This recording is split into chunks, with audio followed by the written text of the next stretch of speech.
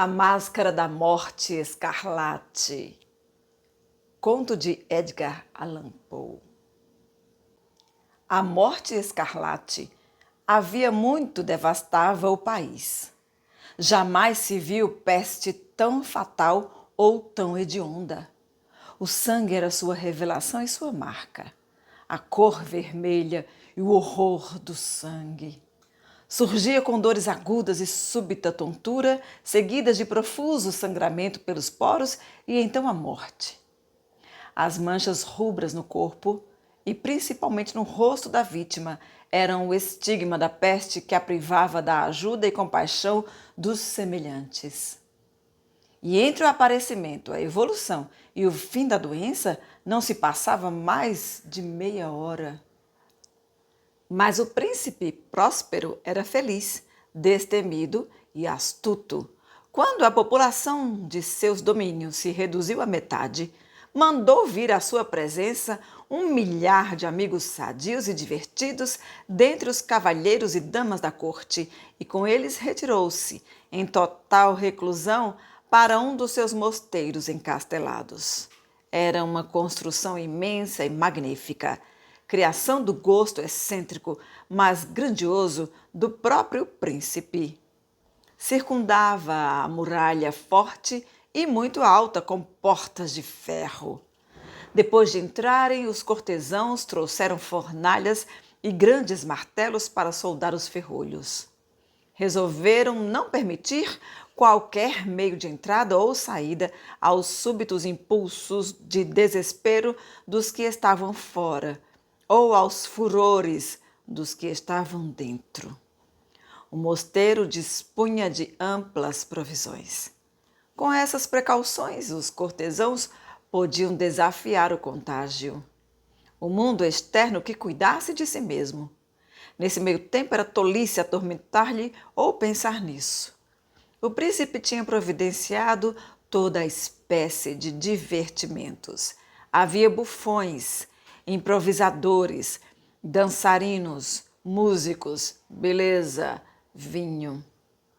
Lá dentro tudo isso, mais segurança.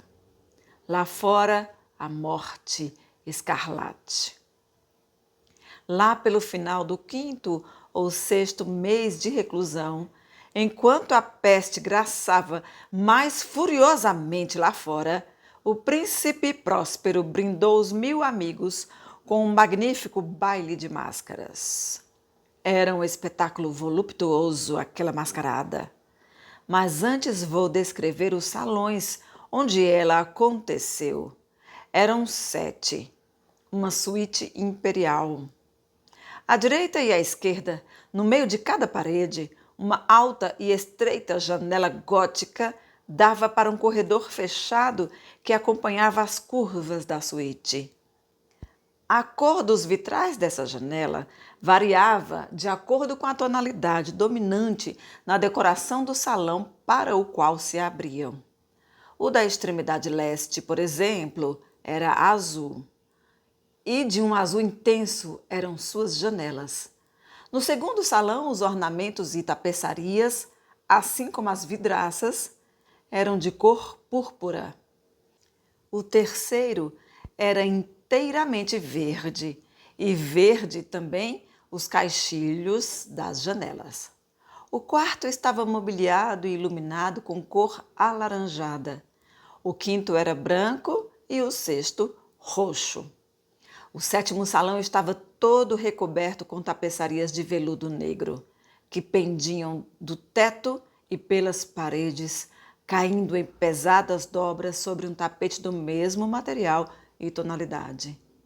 Apenas nesse salão, porém, a cor das janelas deixava de corresponder às das decorações.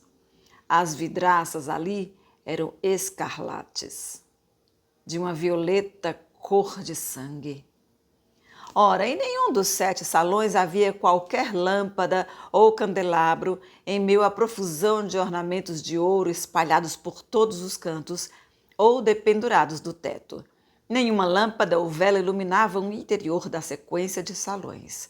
Mas nos corredores que circundavam a suíte havia diante de cada janela um pesado tripé com um braseiro que projetava seus raios pelos vitrais coloridos e assim iluminava brilhantemente a sala, produzindo grande número de efeitos vistosos e fantásticos. Mas no salão oeste, ou negro, o efeito do clarão de luz que jorrava sobre as cortinas escuras através das vidraças da cor do sangue era desagradável ao extremo e produzia uma expressão tão desvairada no semblante dos que entravam que poucos no grupo sentiam ousadia bastante para ali penetrar. Era também nesse apartamento que se achava, encostado à parede oeste, um gigantesco relógio de ébano. Seu pêndulo oscilava de um lado para outro com um bater surdo, pesado, monótono, quando o ponteiro dos minutos completava o circuito do mostrador e o relógio ia dar as horas, de seus pulmões de bronze brotava um som claro e alto e grave e extremamente musical, mas em tom tão enfático e peculiar que ao final de cada hora os músicos da orquestra se viam obrigados a interromper momentaneamente a apresentação para escutar-lhe o som. Com isso, os dançarinos forçosamente tinham de parar as evoluções da valsa e, por um breve instante, todo o alegre grupo mostrava-se perturbado.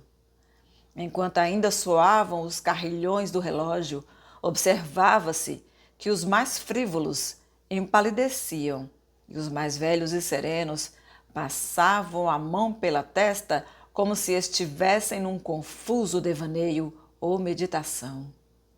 Apesar disso tudo, que festa alegre e magnífica! Os gostos do Duque eram estranhos, sabia combinar cores e efeitos. Menosprezando a mera decoração da moda, seus arranjos mostravam-se ousados e veementes, e suas ideias brilhavam com um esplendor bárbaro. Alguns podiam considerá-lo louco, sendo desmentidos por seus seguidores, mas era preciso ouvi-lo, vê-lo e tocá-lo para convencer-se disso. Para essa grande festa, ele próprio dirigiu, em grande parte, a ornamentação cambiante dos 7 salões, e foi seu próprio gosto que inspirou as fantasias dos foliões. Claro que eram grotescas. Havia muito brilho, resplendor, malícia e fantasia, muito daquilo que foi visto depois no Hernani. Havia figuras fantásticas, com membros e adornos que não combinavam. Havia caprichos delirantes, como se tivessem sido modelados por um louco. De um ao outro, por 7 salões, desfilava majestosamente, na verdade, uma multidão de sonhos. E eles, os sonhos, giravam sem parar, assumindo a cor de cada salão e fazendo com que a impetuosa música da orquestra parecesse o eco de seus passos. Daí a pouco soa o relógio de ébano colocado no salão de veludo. Então, por um momento, tudo se imobiliza e é tudo silêncio, menos a voz do relógio. Os sonhos se congelam como estão, mas os ecos das batidas extinguem-se. Duraram apenas um instante. E risos levianos, mal reprimidos, flutuam atrás dos ecos à medida que vão morrendo. E logo a música cresce de novo e os sonhos revivem e rodopiam mais alegremente que nunca, assumindo as cores das muitas janelas multicoloridas, através das quais fluem os raios luminosos dos tripés. Ao salão que fica mais a oeste de todos os 7, porém, nenhum dos mascarados se aventura agora, pois a noite está se aproximando do fim. Ali flui uma luz mais vermelha pelos vitrais cor de sangue e o negror das cortinas escuras apavora. Para aquele que pousa o pé no tapete negro do relógio de ébano ali perto, chega um clangor ensurdecido, mais solene e enfático que aquele que atinge os ouvidos dos que se entregam às alegrias nos salões mais afastados. Mas nesses outros salões cheios de gente, batia febril o coração da vida. E o festim continuou em redemoinhos até que, afinal, começou a soar meia-noite no relógio. Então a música cessou, como contei, as evoluções dos dançarinos se aquietaram e, como antes, tudo ficou intranquilamente imobilizado. Mas agora iriam ser 12 as badaladas do relógio. E desse modo mais pensamentos talvez tenham se infiltrado, por mais tempo, nas meditações dos mais pensativos entre aqueles que se divertiam. E assim também aconteceu, talvez, que antes de os últimos ecos da última badalada terem mergulhado inteiramente no silêncio, muitos indivíduos na multidão puderam perceber a presença de uma figura mascarada que antes não chamara a atenção de ninguém. E ao se espalhar em sussurros o rumor dessa nova presença, elevou-se aos poucos de todo o grupo um zumbido ou murmúrio que expressava reprovação e surpresa. E, finalmente, terror, horror e repulsa. Numa reunião de fantasmas como esta que pintei, pode-se muito bem supor que nenhuma aparência comum poderia causar tal sensação. A figura era alta e esquálida, envolta dos pés à cabeça em vestes mortuárias. A máscara que escondia o rosto procurava assemelhar-se de tal forma com a expressão enrijecida de um cadáver que até mesmo o exame mais atento teria dificuldade em descobrir o engano. Tudo isso poderia ter sido tolerado e até aprovado pelos loucos participantes da festa se o mascarado não tivesse ousado encarnar o tipo da morte escarlate. Seu vestuário estava borrifado de sangue e sua alta testa, assim como o restante do rosto, salpicada com o horror escarlate. Quando os olhos do príncipe Próspero pousaram nessa imagem espectral que andava entre os convivas com movimentos lentos e solenes, como se quisesse manter-se à altura do papel, todos perceberam que ele foi assaltado por um forte estremecimento de terror ou de repulsa num primeiro momento. Mas logo seu semblante tornou-se vermelho de raiva. "Quem ousa?" perguntou com a voz rouca aos convivas que estavam perto. "Quem ousa nos insultar com essa caçoada blasfema? Peguem esse homem e tirem sua máscara, para sabermos quem será enforcado no alto dos muros ao amanhecer."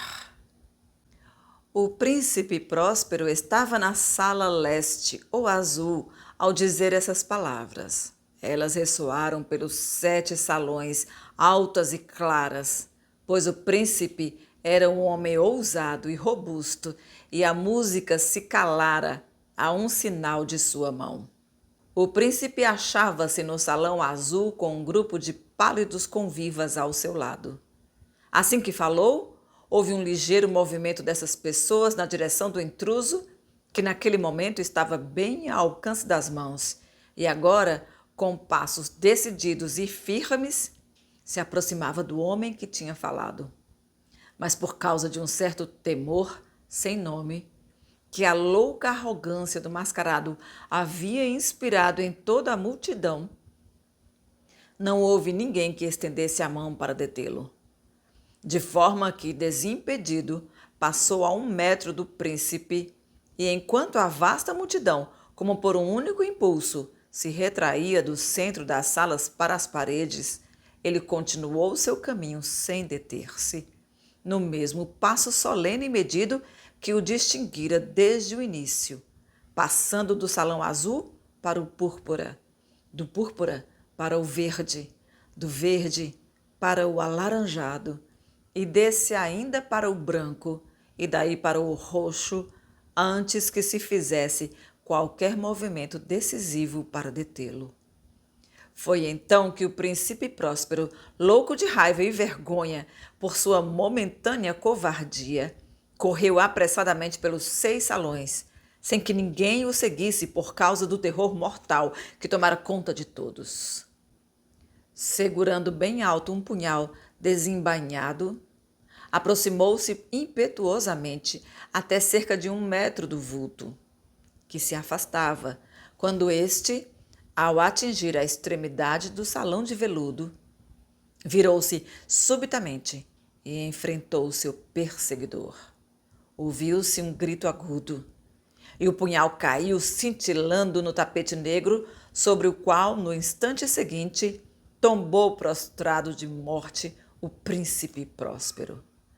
Então, reunindo a coragem selvagem do desespero, um bando de convivas lançou-se imediatamente no apartamento negro e, agarrando o mascarado, cuja alta figura permanecia ereta e imóvel à sombra do relógio de ébano, soltou um grito de pavor indescritível ao descobrir que, sob a mortalha e a máscara cadavérica que agarravam com tamanha violência e grosseria, não havia qualquer forma palpável.